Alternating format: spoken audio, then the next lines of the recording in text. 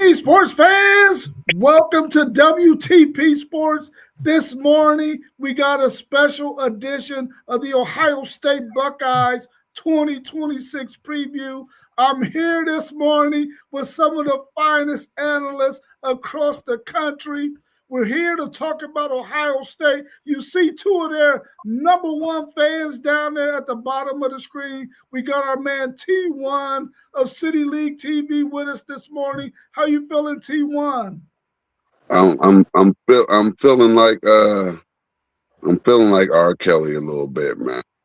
I'm sorry, I ain't trying to get off subject or nothing, but man, I don't know what y'all doing to me, man. I just want to sleep in on my off days, man. And y'all want to get up at 9 o'clock in the morning and get me started early. It's football season, so I'm ready to get busy, man. Let's go. Let's go. We also got our man One Take Zaiah in the building with us. How you feeling, One Take? I'm good, man. You know, it's One Take Timmy. I deserve a Grammy, an Oscar, and an Emmy. I know that's right. And you could not have an Ohio State preview without a nemesis, without a rival on the show with you. We got our man Parlay Poe in the building, rocking the Michigan background. How you feeling, Parlay Poe? Man, I can't complain. Ain't nobody gonna listen to me. How y'all doing, fellas? What up with it, Paul? And you know, anytime I got to do a show from the SEC lab, we got to have somebody from the SEC with me. I got to have some backup. I got my man SEC Sean with me here this morning. How you feeling, SEC Sean? Doing good. Wasn't going to miss this one. They're going to be a lot to talk about here coming up, I think, with some of the stuff that's already been said. We got one person on this screen who made an extremely bold prediction that we're going to get into later on. And I'm sure the two fine young gentlemen down at the bottom are going to just rip into that pretty hard. And, you know, you can't mention Ohio State without Michigan. And you know, Poe, he's going to come at it hard up there. We already know. For sure. Thank you, I playing ENR71. Thank you for joining us this morning. We appreciate you so much. Thank you. Listen, y'all. We also got a poll out there that we're going to put on the screen pretty soon with that bold prediction that I made. We're going to see what the other people out there think about the bold prediction I make. I'm going to put that up a little bit later. But let's get into the questions that we got for these Ohio State fans who have been watching fall ball very closely, and they're going to break down what's happening with the Ohio State Buckeyes. Our first question.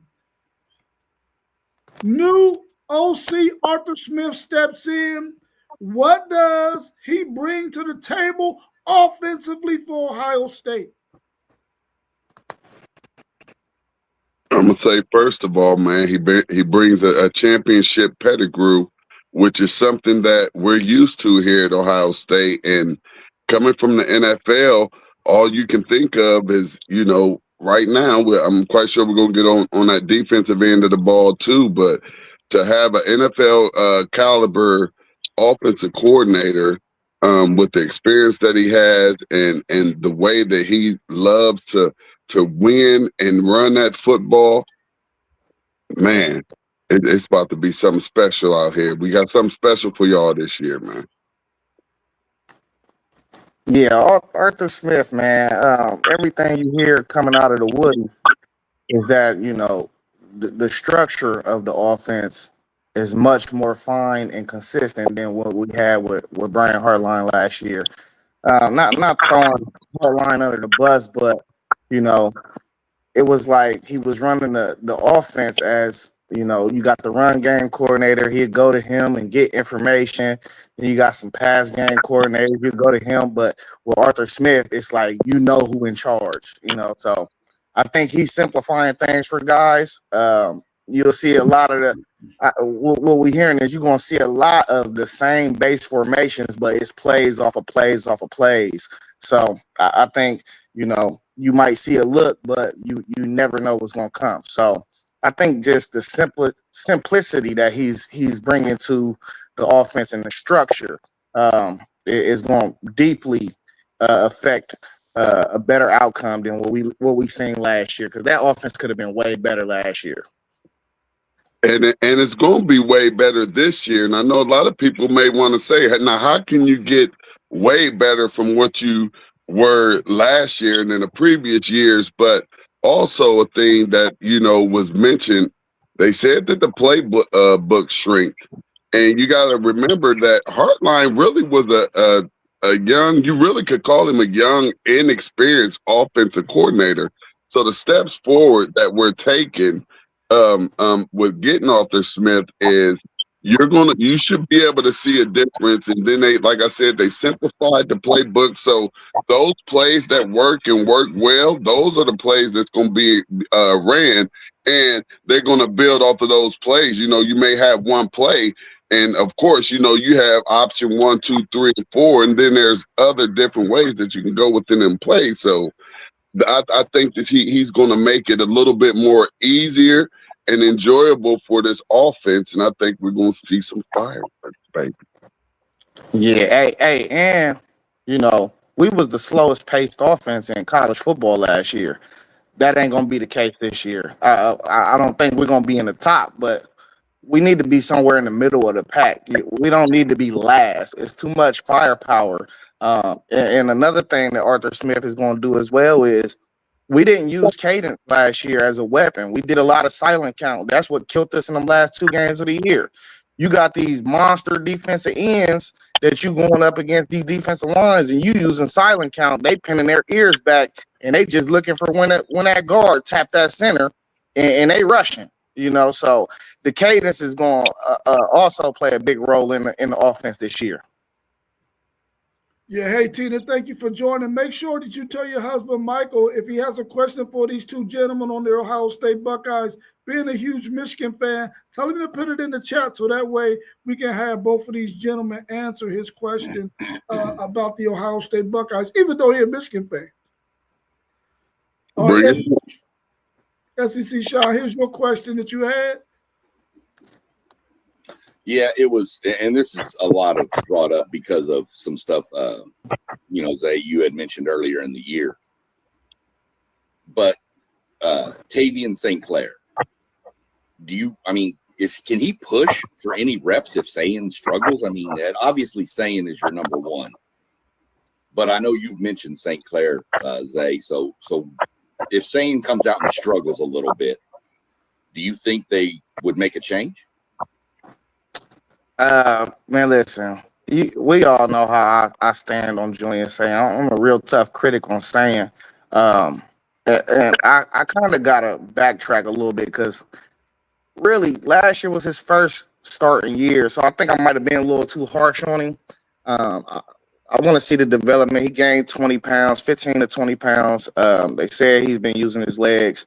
That was the most critical thing. But St. Clair been trying to fend off Luke Fahey. Luke Fahey lost his black stripe maybe faster than any quarterback in Ryan Day's tenure as a head coach. So how serious do I take it? Luke Fahey is a 3-star quarterback prospect, only standing about 6 foot. So I don't know how serious I take it, but, maybe they just trying to, push St. Clair to the point where he's not comfortable so he can get better. But they said Fahey been balling, man. So really, it's still an open race for QB2. And do you really want to give a guy like Fahey QB2 moniker? Because if you do that, now you got to worry about St. Clair hitting that portal. 6'4", strong arm, 230, can use his legs. Got a good rapport with Chris Henry Jr. and other guys, Brock Boyd, guys that he'll possibly see the field with in the future. So do you really want to, put him as QB3 knowing that the transfer portal is real? So I don't know. You hear these things, but I think they just really trying to push him to get better. Real quick before anybody else jumps, for people that might be tuning in for the first time, that may not know a lot about Ohio State or football in general, that may be trying to learn something, explain what the black stripe is. Black stripe at Ohio State, it don't matter if you a freshman incoming or you're a portal guy. When you lose the black stripe, you're officially a part of the brotherhood, and that means you are ready to play for Ohio State, and you're an actual Buckeye.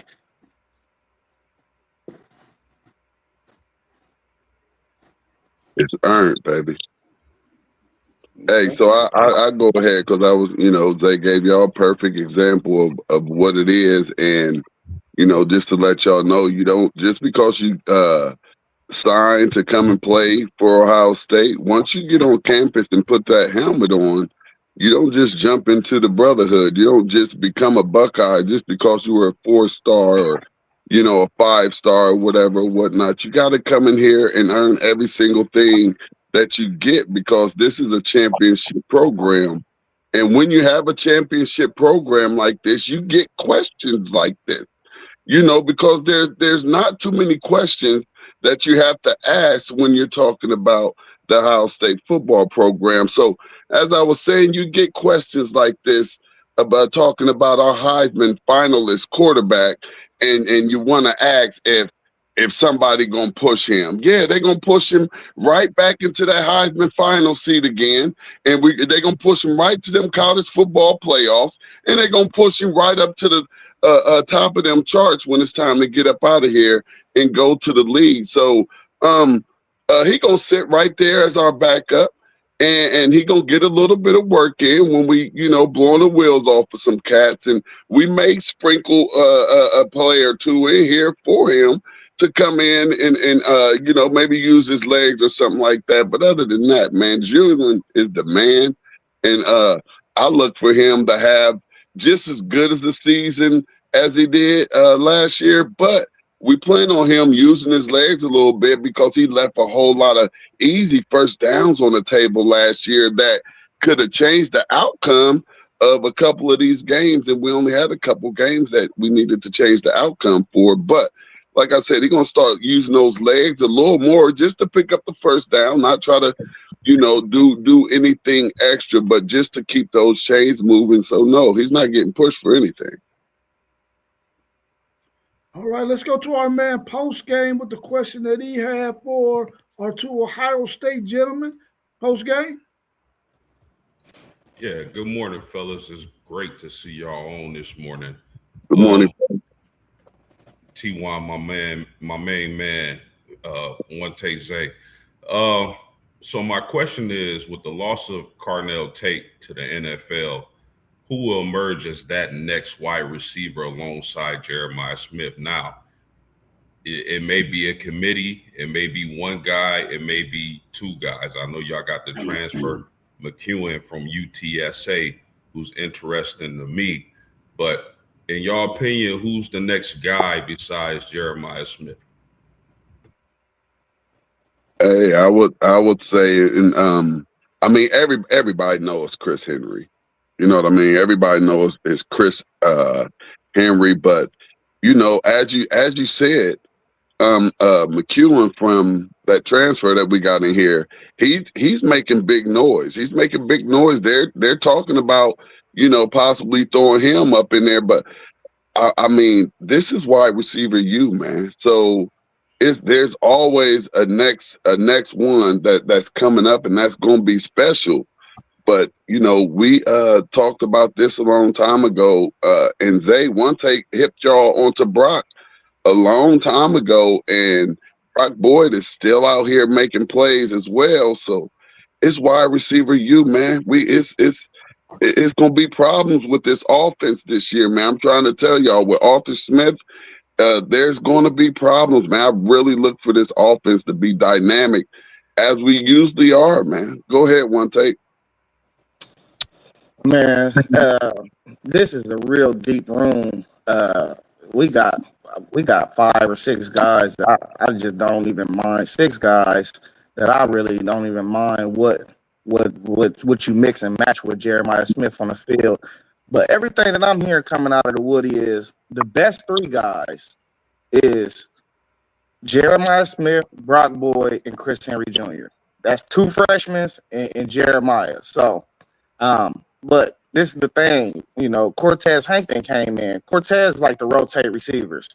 I don't expect Jeremiah to be off the field too much, but them two spots, I think those guys is going to rotate as much and keep fresh legs as much as any group on the field this year. Brandon Ennis was awarded the Block O, which is a special thing at Ohio State, which typically is given to one of the leaders on the team. And Brandon Ennis, he's probably not one of the better receivers in the room, but intangibly, you cannot replace him because he's, like I said, he's a leader. He got one of the best work ethics in the program.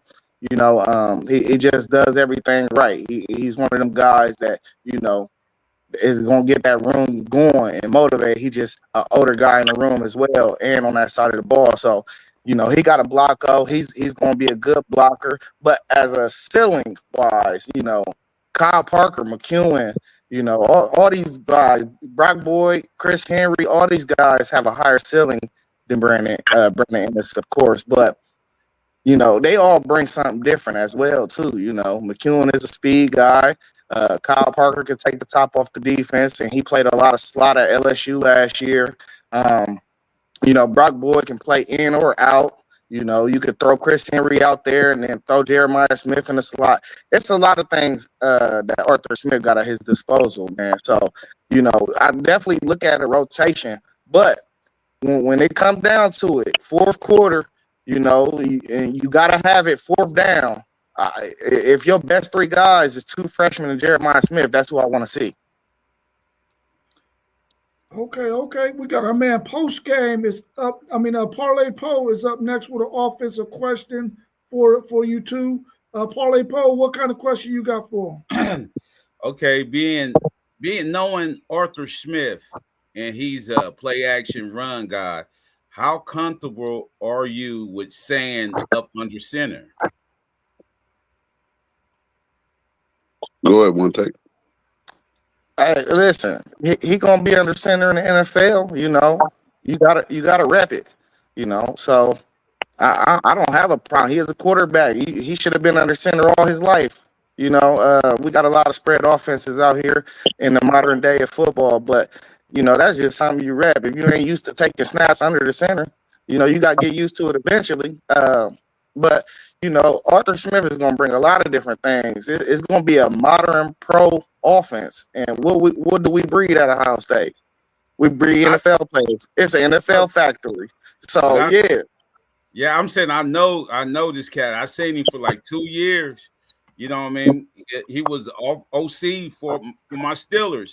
So I know he like to do a lot of play action, and he ain't shy about putting that quarterback up under center. That's what I'm saying. And some of these high school quarterbacks that go to the college really don't be up under center. You know that. They straight spread. Some of these offenses be straight spread. Yeah. Rep it. You gotta rep it. Yeah, and I get what you're saying too, Poe, because really, and you can go and you can say with some of these Pop Warner Little League teams, they're going out the shotgun straight off the rip. Yeah. You know what I mean? From the mini league, they already in the shotgun. So I understand what you're saying, because it's a different game when you get up under that center, and that's not what you've never done it. But when we talk about Julian saying, I see a very, very hard worker that is willing to put the time in to do whatever it is that he needs to do to get better. So I don't look at that as a problem. But hey, Poe, I want to ask you a question. With that being your former offensive coordinator, does it make you a little uncomfortable to be like, they going from Hardline to Smith, and Smith is a real life offensive coordinator, and he probably could make some things happen for Ohio State. Do you feel that way in any type of way, or you feel like he ain't gonna come in here and make no type of difference? How you feel about that, Poe? I don't know if he's gonna make a difference, but what Hardline was doing, y'all were spreading y'all's good guys out. You know what I mean? Like y'all would have like Carnell Tate on the linebacker. 'em. You know what I mean? Somehow y'all had that happen. But, you know what I mean? Like, y'all would have like Carnell Tate on the linebacker. You know what I mean? Somehow y'all had that happen. But, you know what I mean? Like, y'all would have like Carnell Tate on the linebacker. You know what I mean? Somehow y'all had that happen. But, Arthur Smith shrinks the field. He like to run and play action. See, y'all's tight ends gonna get the workout. I'm telling y'all, if y'all got good tight ends, they're gonna get a workout this year. And we do. Yeah, they're gonna get the workout this year. So Arthur Smith shrink the field, but I don't know what he do in college though. That was the program. So he might have a different scheme in college. But he a good OC though.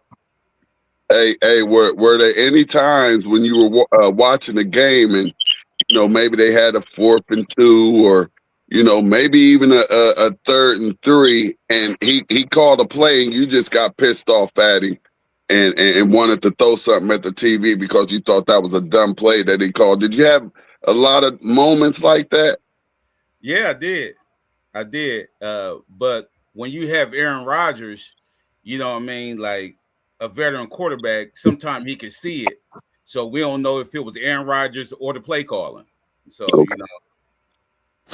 All right, I'll just see if I got to get prepared for that because it seems like I do that with almost every offensive coordinator. I feel like I could have called a better play than that, and we could have got this first down. So I was just checking the game. Yeah, I think too, LT, though, the margin for error in the NFL is going to be way different than in college. The talent gap is wider in college when you're talking about Ohio State and then the next team.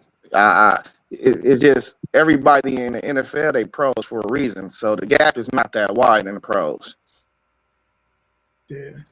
How do y'all feel about y'all's offensive line room? What are they looking like? I feel like go ahead. All right. You got it. I feel like I feel like we're definitely going to improve from last year. We have to improve from last year. And, with all of the experience that we have coming back, and, once you have that experience on the offensive line, it makes a huge difference. I don't think you ever get a returning offensive line that does the same or worse than they did in the previous season. So really, I'm feeling like if this offensive line is intact and together, it's gonna be some problems, man. Y'all got to get y'all's popcorn ready. Go ahead, one take.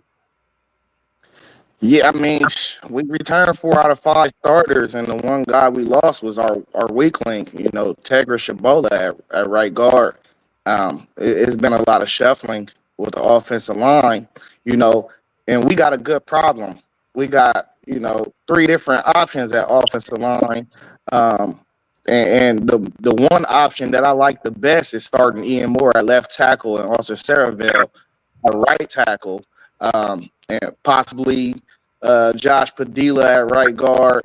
Luke is going to go back to left guard, and Carson Hinsman is going to go back to center, of course. But Ian Moore is the best tackle on the roster, and it's not even close. Like, if anybody turned on the tape from the Miami game last year, he only played 30 to 35 snaps, but he absolutely handled Ruben Bain and Akeem Mesidor. Now that first drive that he got out there when they threw him in the game, you could see he was like probably a little nervous. But right after that, though, when they put him back in the game, we went straight down the field and scored. And it was because of him. He was handling them guys. You got to turn on the film. This dude he looked like a first round left tackle. That's what he looks like. So in any world that we live in, if they do not put Ian Moore on the field, we have a huge problem with this coaching staff because he's the best tackle on the field. So of course, Austin Saraville was our best lineman last year. More of a guard, but in this instance, I'd rather play him at right tackle because, he played tackle all year last year, and he did pretty decent, And I just don't like Phillip Daniels there, the transfer we got from Minnesota last year. He more of a guard to me. He kind of heavy on his feet. So I want to run Ian Moore and Austin Saraville as my tackles. But this line should definitely be way better, especially if they insert Ian Moore at that tackle position. Our man SEC Sean got the next question on the board. What you got for him, SEC Sean? Just last year, there was a lot of talk about the Ohio State running game. We all know Bo Jackson's coming back. But what are your feelings on your depth at the running back position behind him? I mean, he's obviously starter, but how do you feel about your depth? Go ahead, one take. Hey man, listen, we don't even know if Bo is going to be the starter this year. He was 1,000-yard back last year. This Isaiah West train is heavy. He was a little banged up last year, so I don't think Buckeye fans really got to experience the full Isaiah West, experience. But he done picked up 20 pounds. He had like 220 right now, but he been repping more with the first team than Bo this summer. So, I think we're gonna be a little more to like 50-50 with both of those guys, more like a Quinshawn Trey type of thing. But we feel real comfortable with Jacoby Jackson right behind them if anything happens to one of those guys. But West looked explosive, man. The thing with Bo too is, the one thing we needed him to be better at last year that they said he's been better at this year is when they get to that last guy and you trying to bust a long one, you got to make him miss.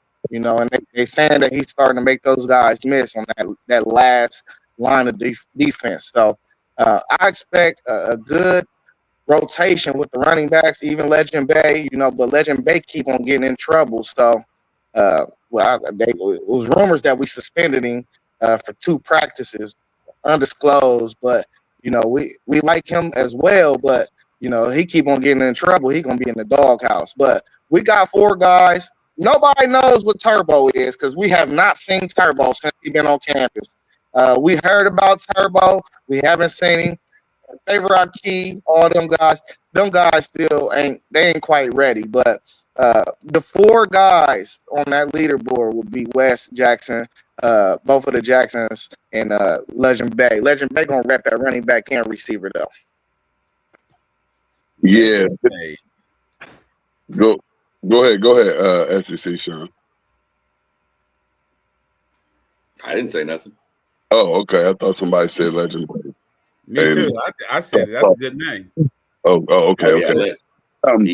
He's a freak. Hey, y'all, this running back room is deep, y'all. This running back room is really, really deep. And the way all of these backs have come into camp, especially Isaiah West, he's come in. You can tell that this young man was on a mission. The small little snippets that I've been able to see of just running back drills and the way that he's attacking these drills and just running hard in the drills. I'm extremely excited to see this running game this year with Arthur Smith and this returning offensive line that has a whole lot of experience now. And, Bo Jackson, we know what he did as a freshman.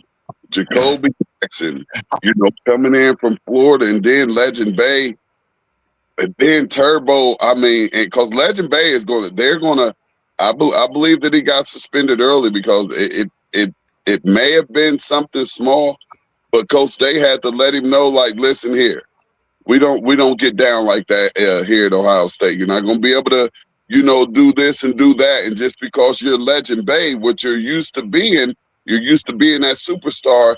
It don't rock like that here, and we'll sit you right down, and you'll be looking at everybody out here having this fun and this success that you signed to Ohio State to come and be a part of. So, man, this is a very, very deep and talented running back room. I'm looking for that Junkins Henderson type of thunder and lightning and sharing the wealth back there type of offense coming out that backfield this year, man. And once again, just like every other year, I'm extremely excited, man. Yeah, our man Post Game is going to take over the defensive segment of the show. So Post Game, here you go, bro. Yeah, just real quick, if I can circle back on the running backs, I want to know what's the difference between Bo Jackson and Isaiah West. Bo is a slasher. Like, he going hit the hole and try to get Northwest. Um, he can run guys over a little bit.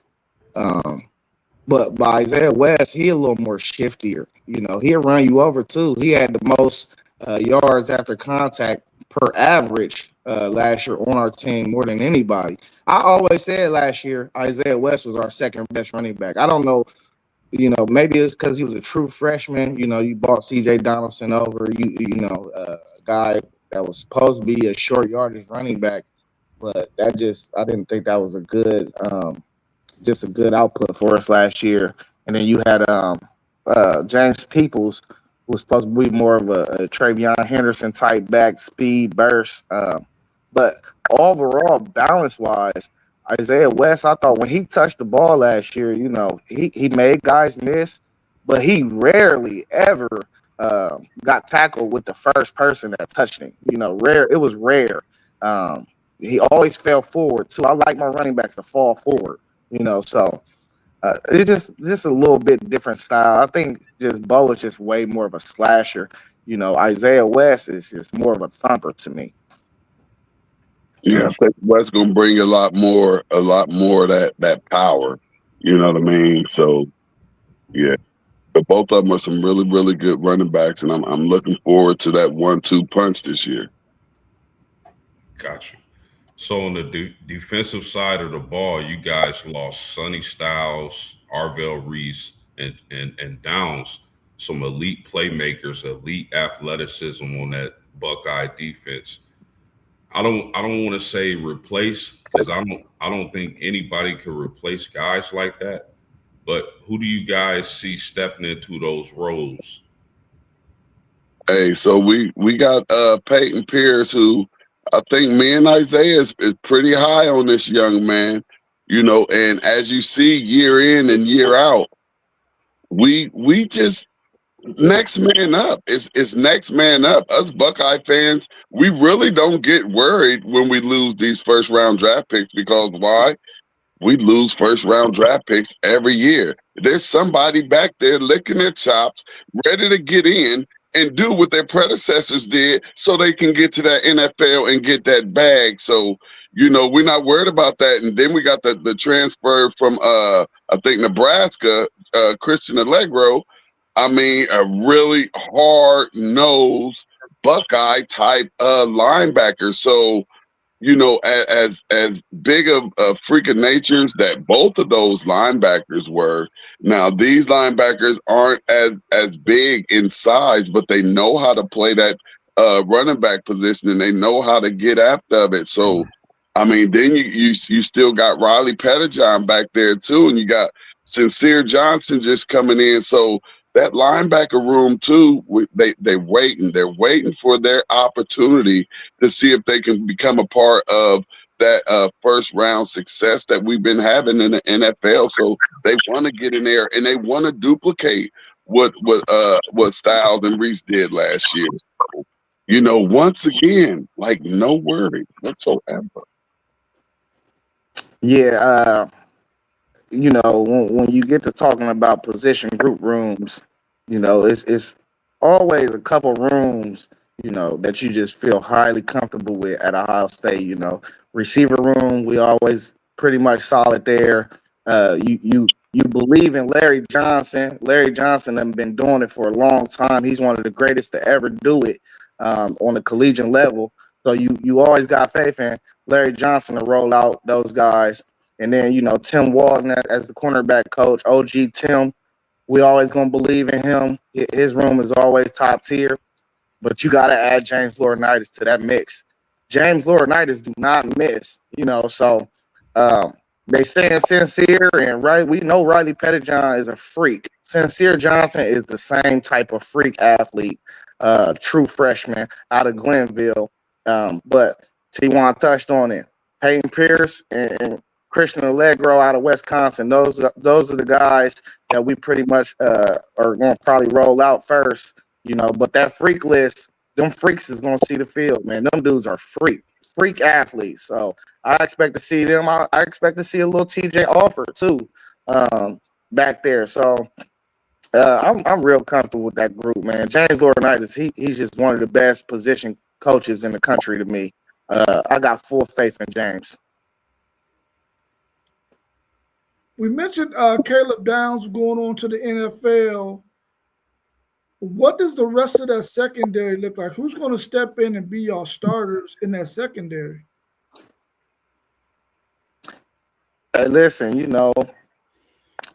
Downs is a generational talent. There's no replacing him by any means, So really, I think one of the best units we ever had, at Ohio State that you've ever seen was that 2024 unit with Ransom and Hancock along with Downs. Listen, we done had the number one defense 2 years in a row. I don't think we're gonna see a number one defense this year. Top 15 though is well within reach. I think this group will take a step back just because you losing a generational type of guy back there that's going to lead the defense.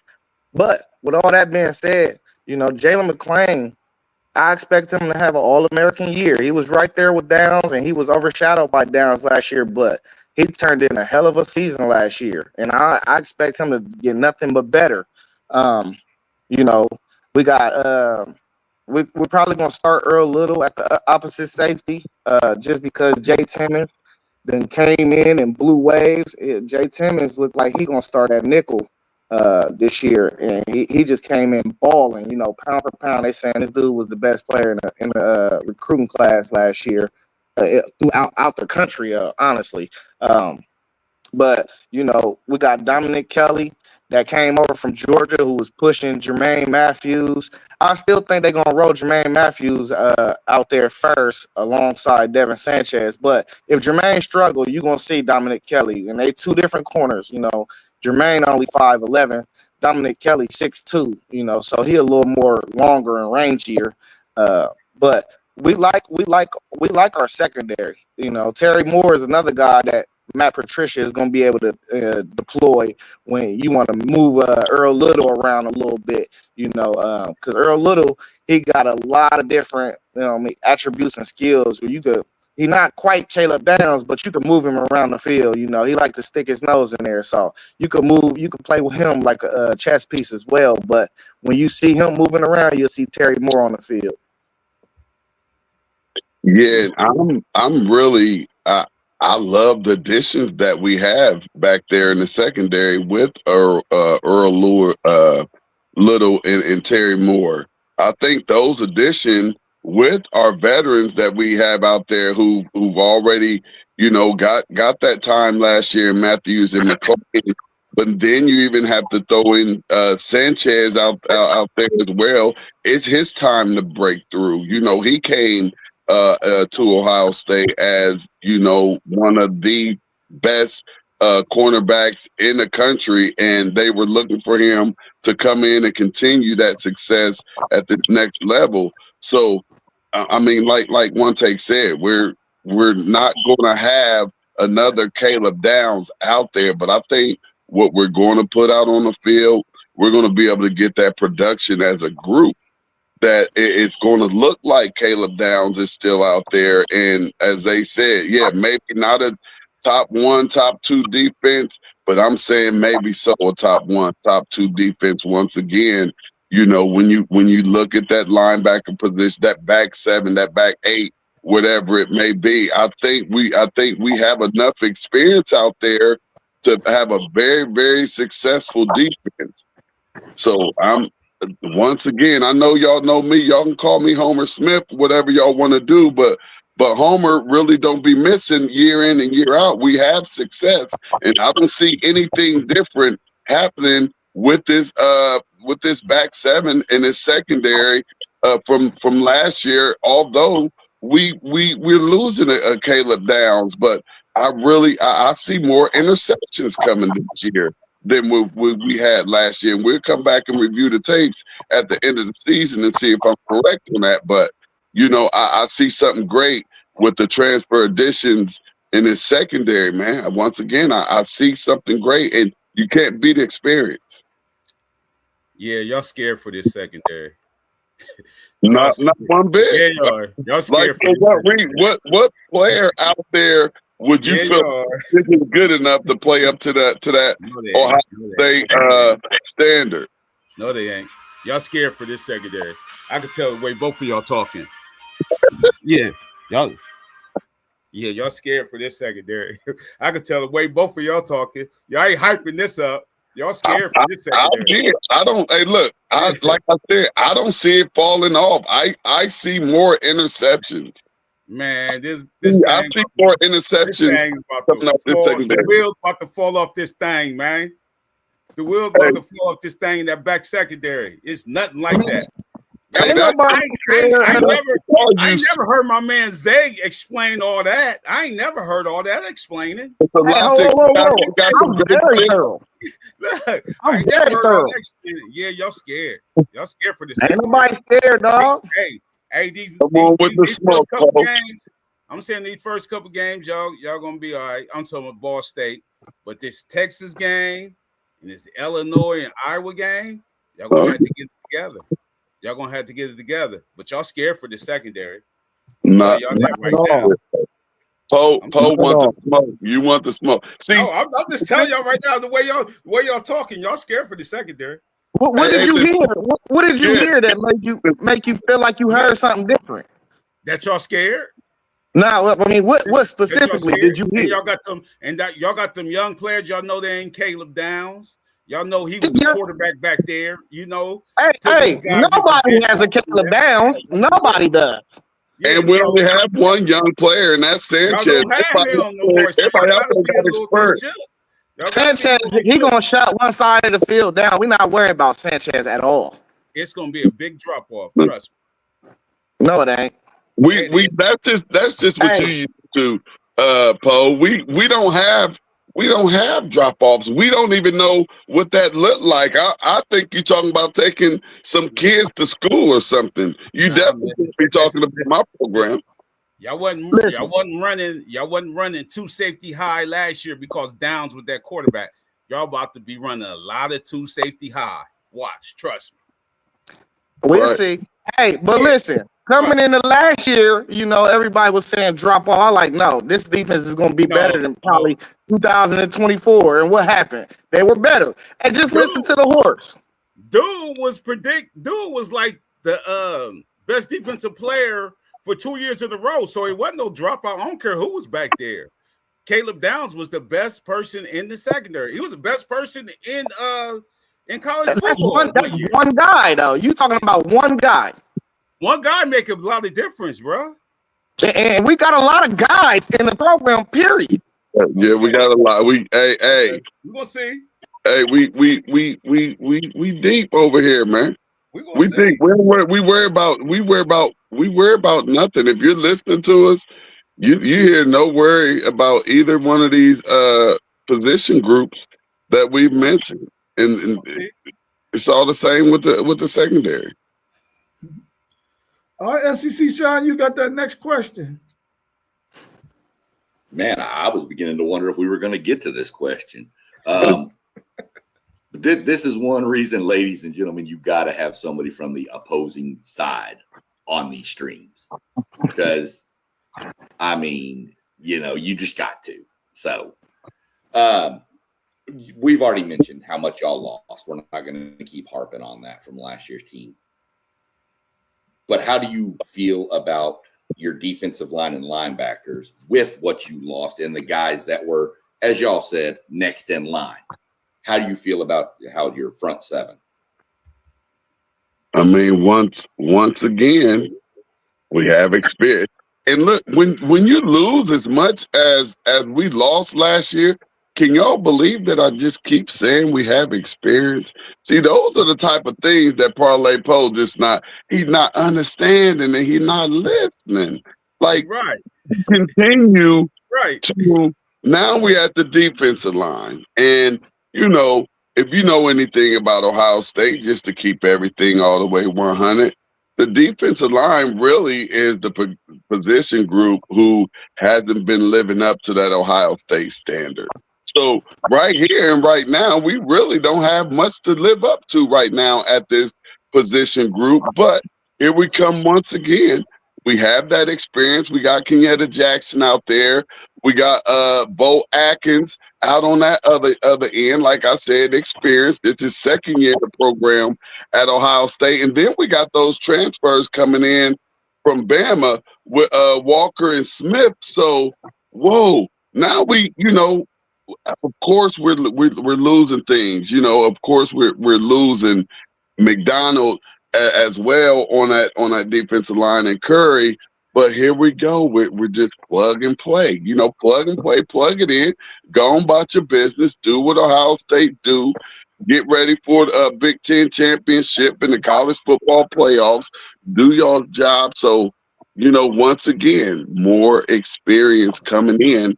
And I feel like we're going to be a top 5 defense once again. Top 5 in the Big Ten or the nation? The nation. You funny, Paul. Hey, listen, man. I'm going to clarify it for him, though. Hey, Kenyatta he loading the All-American season. As long as that other side on the defensive end is taken care of. Bo, they got Bo penciled in as DN2 right now, but we'll see about Bo. I guess he picked up some weight and a little bit of athleticism this summer. I think athleticism is one of the hardest things to gain as an athlete. So we'll see how that go. But he was losing snaps to Zion Grady last year, as a true freshman. So yeah, so we gonna see. I like my defensive ends though. Even Bo, I think Bo serves a purpose. But I think we got way more explosive guys, on the depth chart that supposedly is behind him with, Drake Quinn and Kari Wilder. Both of those guys are dudes. It's just about them getting some experience. But keep your y'all's ears open for Epi Satanale. Epi Satanale is the wild card in that room. That dude is a killer. I'm the only thing I keep on hearing is Epi this, Epi that, and he just been balling all spring and summer. So I will not be surprised by the end of the year if he's the number 2 DN opposite of Kenyatta, because Epi Satanale, that dude is coming. Now the inside, we return Edric Houston. He lost a lot of reps in games that he shouldn't have lost. Like in that Ohio game, he had an awful game. You losing to Mac school guards, and that just wasn't a good look. But from what we hearing, that he's starting to hit his 5-star status potential. But the jury is out for me. I got to see it on the field. But James Smith, the transfer from Alabama, he gonna be the best dude on that defensive line in the interior. Dude, when he hit the bag, you see the videos of him hitting the bag. It looked different, And then it's just a lot of depth in that room on that defensive line. I love the depth in that room more than I did last year. And that was a big question coming into the year last year, and I thought those dudes played well. Will Smith Jr. still returned. You got John Walker from Central Florida that's coming in. On the edge, you got Quay Russaw, who's a different type of edge, more of a speed, twitchy guy. You could insert him on 3rd and long.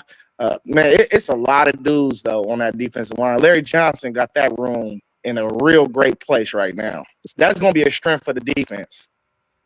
Yeah, we're gonna rotate them in and out, man. Like we have a great rotation at all 4 of those positions, man. We have a great rotation. We're going to be able to keep those players fresh.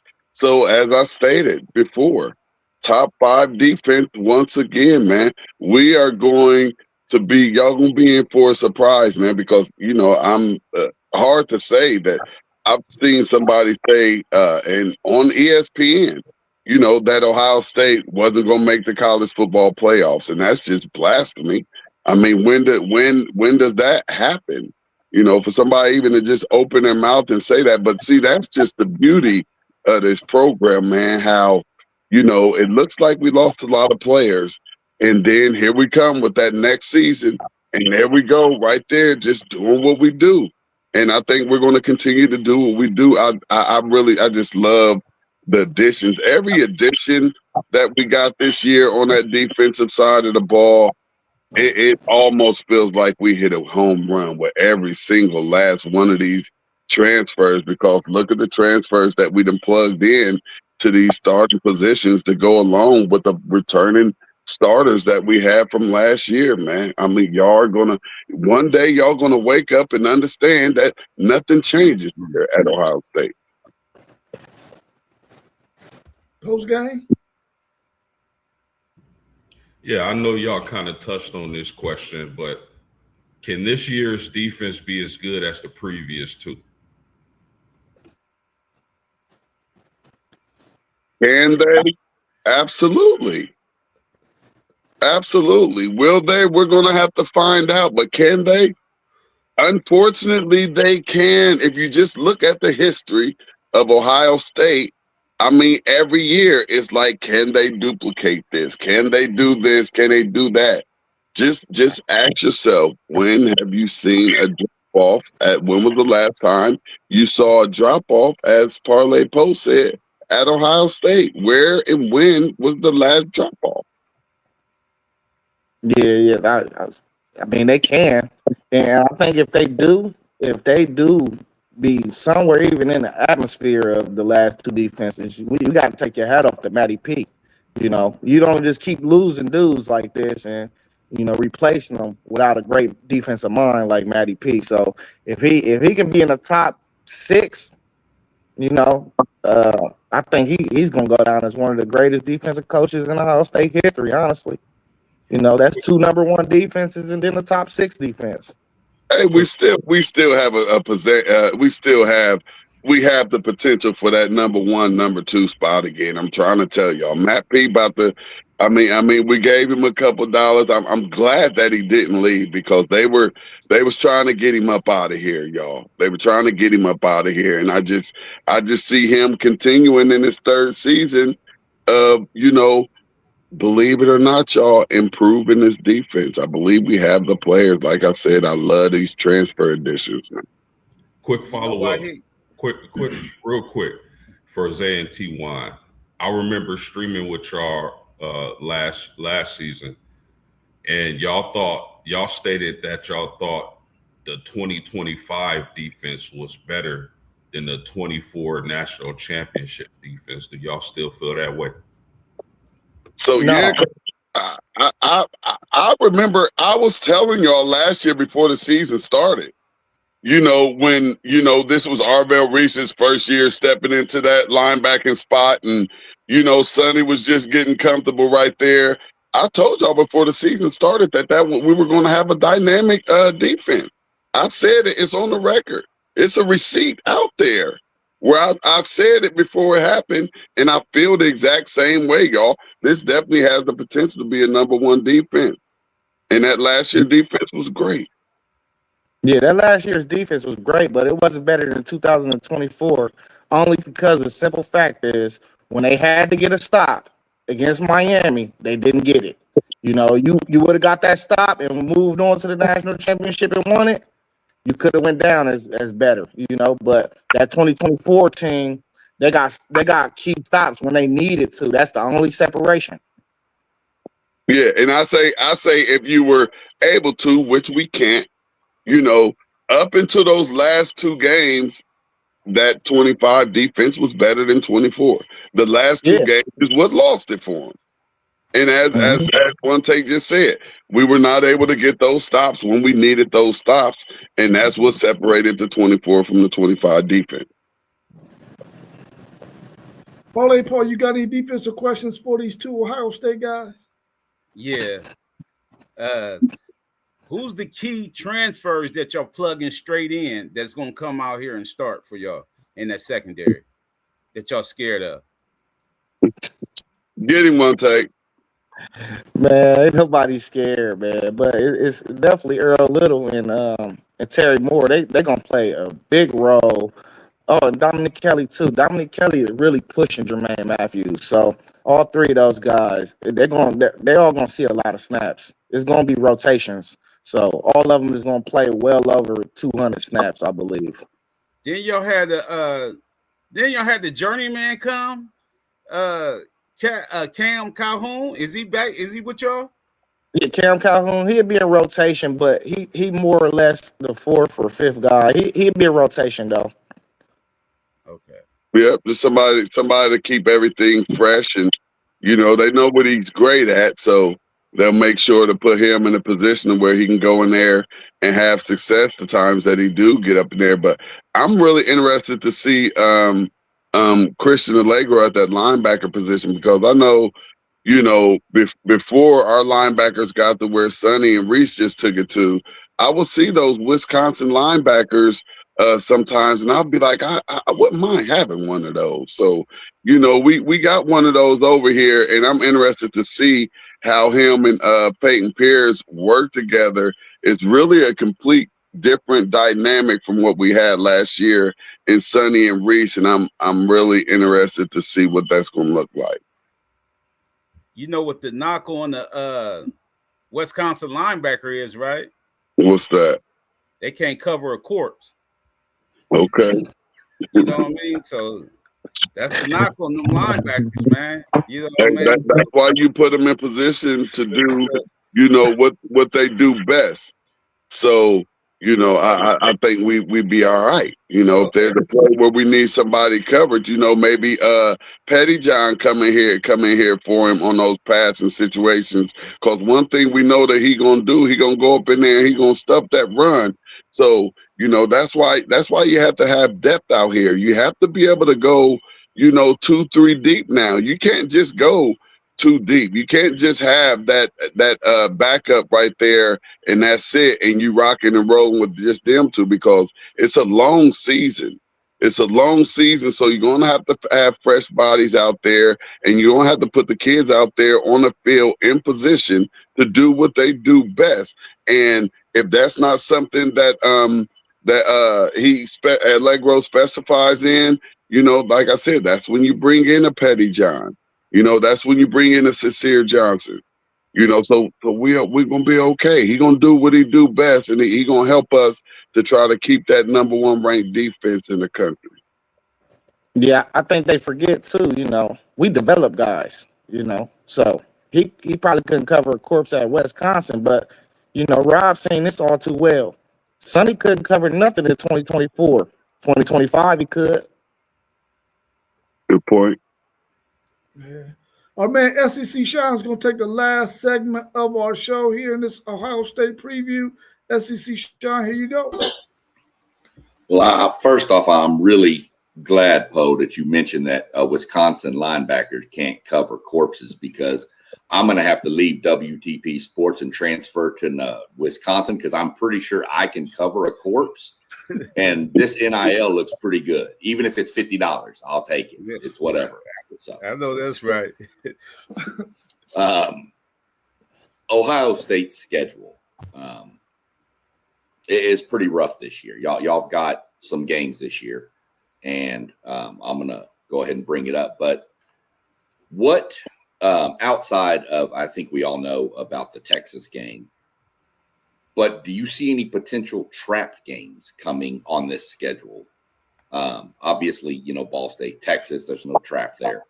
But what games on here pique your interest that could be a trap that you could lose that you shouldn't? I'm not looking at any game on here that we could lose, but we shouldn't. But if, for the sake of talking sports, there's a lot of trap games on here.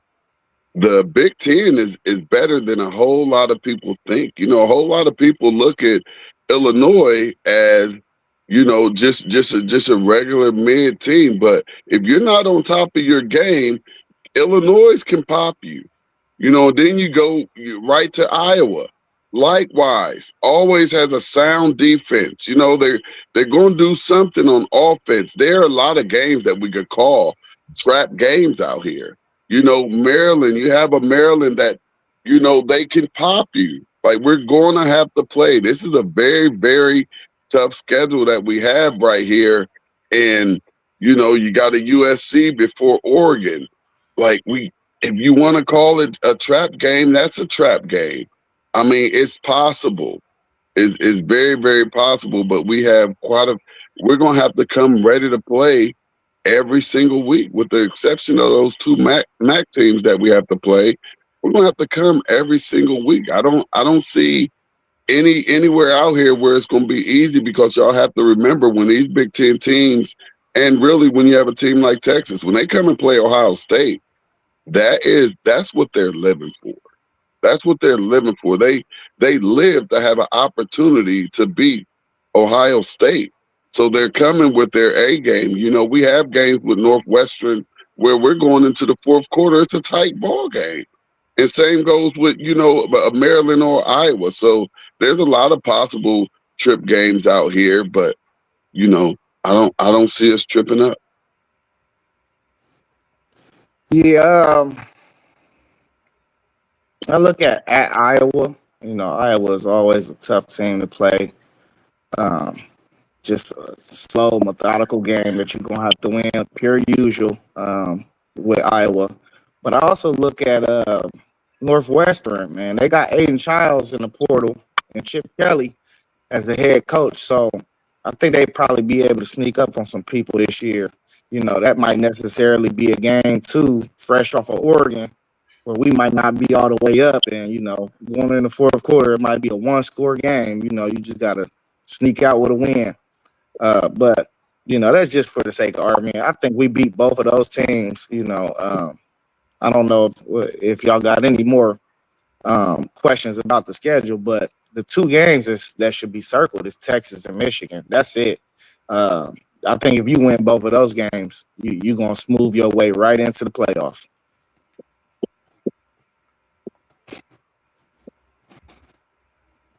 Well, you all know that I made a really, really bold prediction. And I said, based on that schedule that we just looked at, that I don't think Ohio State will make the college football playoffs. Can they make it with 3 losses? Because I think they're going to have 3 losses on their schedule this year.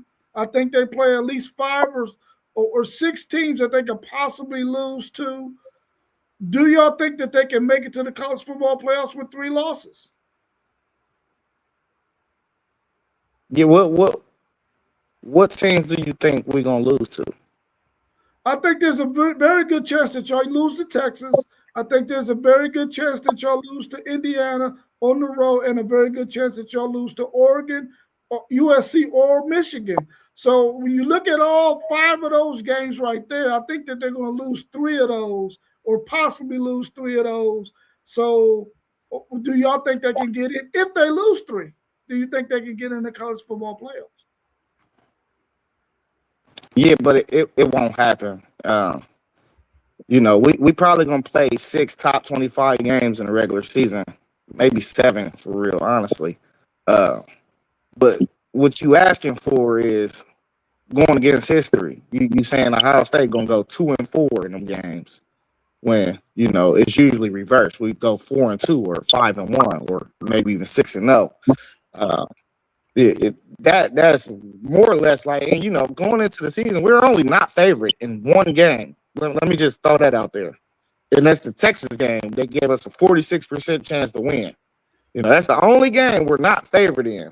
So we got to bet against Vegas as well, you know, when we're talking about this. But if it is a thing where we lose 3 games, yeah, our schedule is so strong that I don't care who that last ACC team is, if it's or the Big 12, I don't care who it is.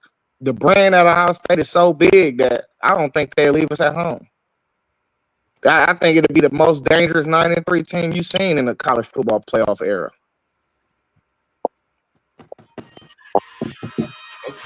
Wow, you had to have been bored, or, you know, I have absolutely no. We don't even know what 3 losses look like, bro. We don't see that, and I don't care how hard our schedule appears to be right now, you know. But hell would actually have to freeze over. Well, we did just have a tornado here, so anything's possible. Anything is possible, but I just don't see it happening, Rob. I don't see us losing 3 games. But just like Zay said, if we were to lose 3 games, I mean, who did we lose to and where they ranked at? But I just don't. I'm sorry, I don't see it. We don't know how to lose 3 games, so it's impossible. Well, let me say this so that way y'all can better understand why I made this bold prediction. When you look at Ohio State's history, let's go back 25 years. They've never had a really, really tough schedule. It always mainly came down to Ohio State, Michigan, when we seen them lose 4 straight times to them in recent history. When you go back and you look at all the really good teams that they played, let's talk about last year's team. We thought was one of the most talented teams in the country, and it was.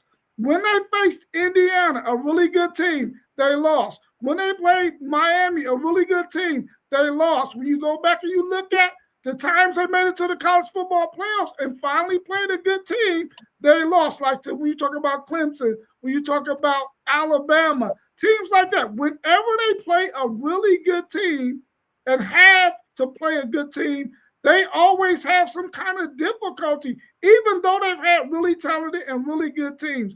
Nobody in there, even 2 years ago when they won the national championship, they lost 2 games and they had a really good football team. The history for Ohio State has always been that they will lose a game to a really good football team when they have them on the schedule. You think about a couple of years ago, they played an Oregon team that was not very good, and they lost at home. You think about Virginia Tech a couple of years ago, maybe 7, 8 years ago, they came into Ohio State and beat Ohio State, who had a really good football team. All I'm saying is now they got a really loaded schedule with a lot of really good football teams. I don't expect them to go better than 9-3, and I don't think they make the college football playoffs. Now, you might look at it as a Ohio State fan and think that I'm not speaking the truth, but when you go look at it, it is the truth because it's on paper. Hey, I like to say this and throw this too out there about last year in those last 2 games that we played. I mean, we lost our offensive coordinator, and it really actually threw a big monkey wrench on what we were trying to do, for that season, and it showed in those last 2 games. So I'm taking that with a grain of salt, not like, we just fell off and couldn't get these big games. We had a lot of stuff going on at a time where we should have been focused on nothing but winning those 2 games. So, you have to take that in consideration and remember that. And I want to say that's really the main reason why we lost those 2 games. For everybody too in the chat, the poll that's up is if Ohio State goes 9-3 with their schedule, will they make the CFP? To vote, all you have to simply do is in the chat, put 1 for you think they'll make it or 2 for no. That's all you have to do. Type 1 or 2 in the chat and it'll populate the poll for us. I mentioned it. I don't think it's probable, but it is possible with that schedule. But I'll say, I put yes, they can make the playoff with a 9-3 record. But it's going to come down to how many other teams are 9-3 because you're going to have a swab in the SEC. You're probably going to have 4 or 5 teams with 3 losses down there. So it's going to be but I put they could make it because of that schedule. Yeah, listen, let me say something and touch on what Rob said, because it's a whole bunch of fabricated stuff that's being said. You saying we lost certain games, we lost a good team, certain games. We have the second best record in playoff era in the college football playoff. So that's contradicting your statement right there with that one fact. Secondly, we beat Notre Dame 2 years in a row. We beat Texas 2 years in a row.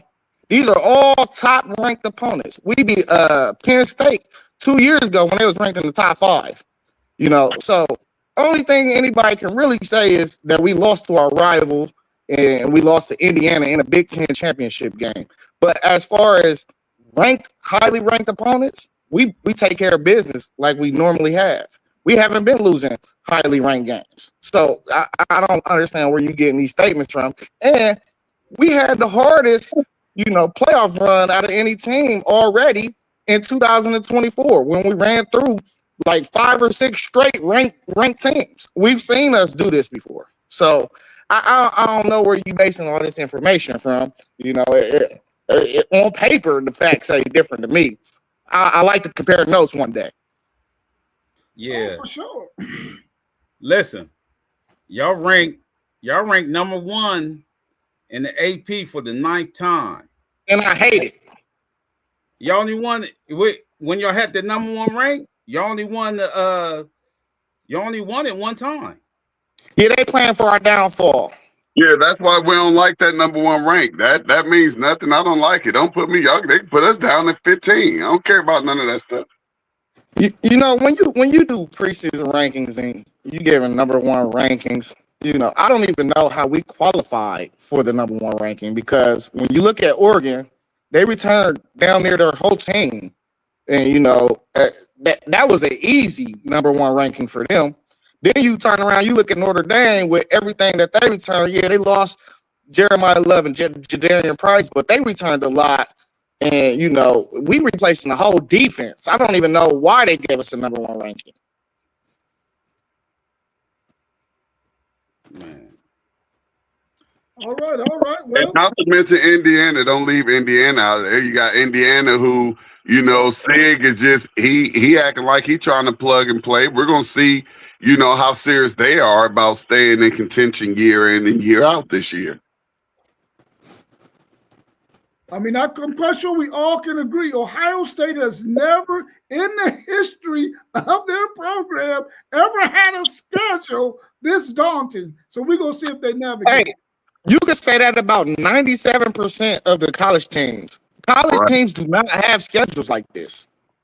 This is a real schedule. Teams do, unless you a bottom feeder, and they throw you all the hard games. But like major programs, they never have schedules like this. But I'm glad the Big Ten did this, because all we keep on hearing around the country is Ohio State don't play nobody. Yeah, we do. We in the Big Ten. We play the same schedule that the teams in the SEC is playing. It's just they don't have the national, they don't have the national respect from a lot of people because the name is different. Like Arkansas is Northwestern. You're right. It's the same thing. Northwestern. It's okay. Or Minnesota or Illinois or Iowa.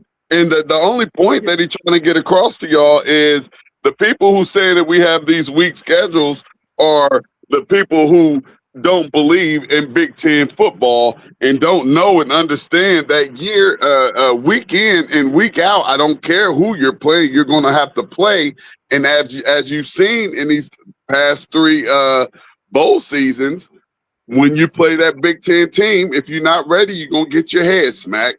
And we've been smacking in a bowl. So one day we're going to get some respect. And all the Ohio State don't play nobody. We still will have the years we're playing Michigan, Michigan State, Penn State, Wisconsin, and people not understanding what those teams were year in and year out. All of those teams that I mentioned, they were good year in and year out where you had to play those teams, with maybe the exception of Michigan.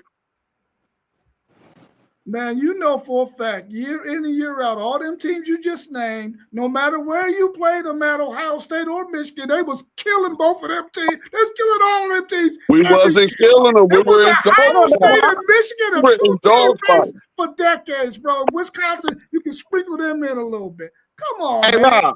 Rob, let me explain something to you, though. Michigan State and both Wisconsin both made the college football playoff. We can go through a whole bunch of guys in SEC that has not made the college football playoff. So you got to put a little more respect on their name.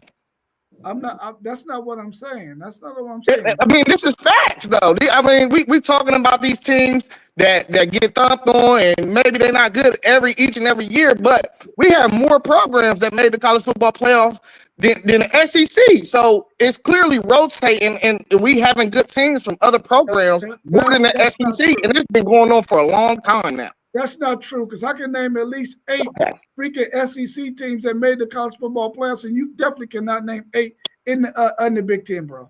And I guarantee you, let's go to the next question, bro. Let's go to. We can do this all day. You all day. I'm gonna do it all day when I get back to work. I'm waiting on you. Post game. Yes, sir, man. Really interesting dialogue. What's the ceiling and the floor for Ohio State wins and losses this season? Go ahead, one take. Yeah, the floor got to be 8-4. You know, if you're playing 6 top 25 games, you know, a program like Ohio State, we got uber talent. I don't think you would lose more than 4 of those games as a floor. You know, it is really like what Rob is saying. It is possible, you know, to lose 3 of the 4 or 4 of the 6 games, you know, that's on that schedule. But that's the floor. But of course, you know, Ohio State year in and year out, the ceiling is always going to be damn near 12-0. You know, you probably going to go into 98% of the games, the most talented team. So, you know, 12-0 is pretty much usually your ceiling. I got the floor at 10-2. I got the floor at 10-2, and guess what? That 10-2 floor it's gonna cave in, and we're gonna be down in the basement. So, and just like One Take said, you know, that ceiling is always 12-0, 13-0. So, yeah, floor is only 10-2. Okay, Paul. And I don't even know where those 2 games is coming from. Especially once we go 2-0. Paul, you got any question about their schedule? None at all. None at all. Hey, Paul, we got a kicker. I said that last year. Hey, I'm loving y'all. I'm loving y'all got a away game before y'all play us at y'all's house. I'm loving that. I'm loving that. What does that make a difference? We're gonna thump on Nebraska. I know y'all probably will, but y'all still gotta go out there. Y'all don't even understand the little small things that be happening for us that has us you know, like losing those games last year where we talking about little field goal. We're talking about 15, 20-yard field goals, and you know, just miscommunication with the offensive coordinator being out. I mean, we just had some small things, and like One Take said, we got a kicker now.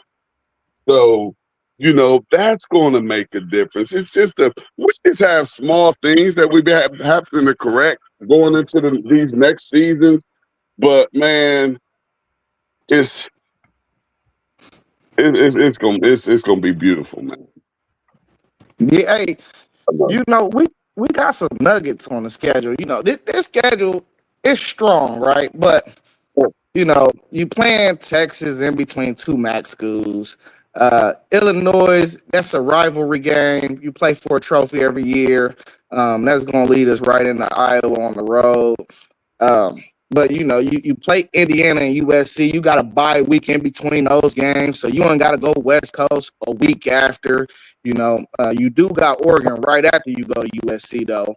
You know, and that's probably the strongest 2-game stretch right there in the season. But then you playing Northwestern, Nebraska, then you got Michigan at home, of course.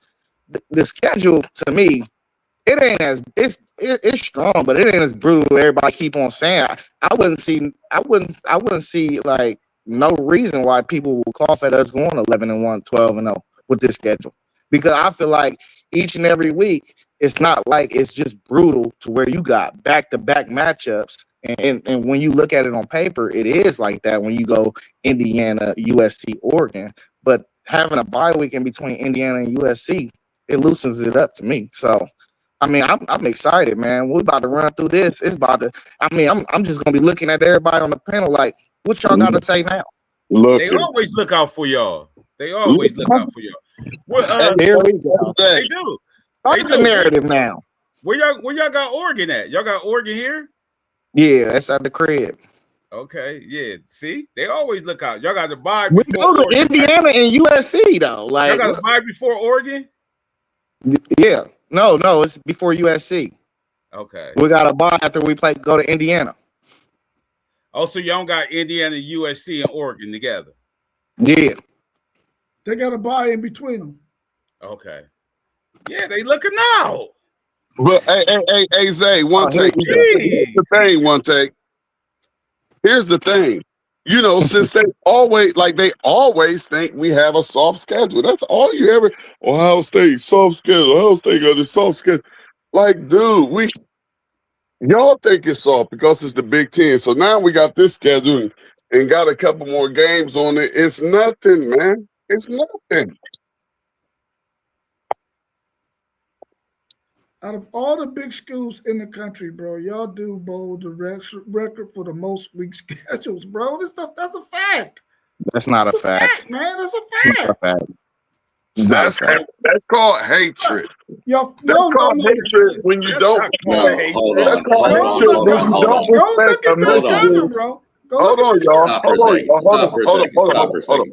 That's disrespect when y'all don't respect a Michigan State, a Wisconsin, a Penn State, a Michigan, and we're playing all four of those games, and then still gotta, go and play a Minnesota that's pretty good, or Iowa that's still pretty good, that's going to give you a work for their money, or Purdue. Y'all just don't respect those teams. So that's why, and it's just like One Take said, because they don't get that national respect. So just to y'all outsiders, all of those teams are just doormats, and stop it.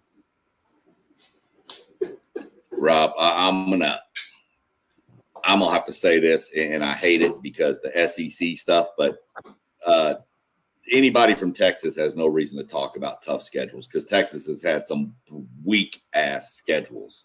Your first 2 years in the SEC were garbage. You played nobody. This year it's different. We played Georgia, bro. Okay, that's one game. Just like we play Michigan every year. Like, what are you talking about? That's the most winningest program in the history of college football. I'm just saying. Texas's schedule has been pretty weak. Okay, we'll talk about that when we do the Texas preview. We'll talk about Texas schedule when we do the Texas preview. Oh, I'm gonna be ready. I'm gonna be ready. Yeah. Texas schedule this year is pretty rough. Hell yeah, it's brutal. On paper, time out of 10 years. Anybody got any more questions for these Ohio State guys before we wrap up? Nah. All right, we appreciate everybody joining in. If you didn't get a chance to do that poll, please do that poll real quickly. Do you think Ohio State will make the college football playoffs if they go 9-3? All you got to do is pick one if you think they will, pick a two if you think they won't. Make sure that you do that. I appreciate everybody joining us today. We'll be back again. I think Monday we're going to do the Florida State preview. On Tuesday, we'll be doing Texas A&M. On Thursday, that's to be determined right now. But we want to try to get Florida State, Texas A&M, Texas, Notre Dame, Michigan, all of those previews done before the college football season starts. So make sure you hit that notification bell for the show. Let you know anytime we're going live because we want you to be in attendance when we do go live. So make sure you hit that notification bell. Everybody have a good rest of their day, and we will see y'all again tomorrow. Peace. Peace out, fellas. Love y'all. Love you too, bro.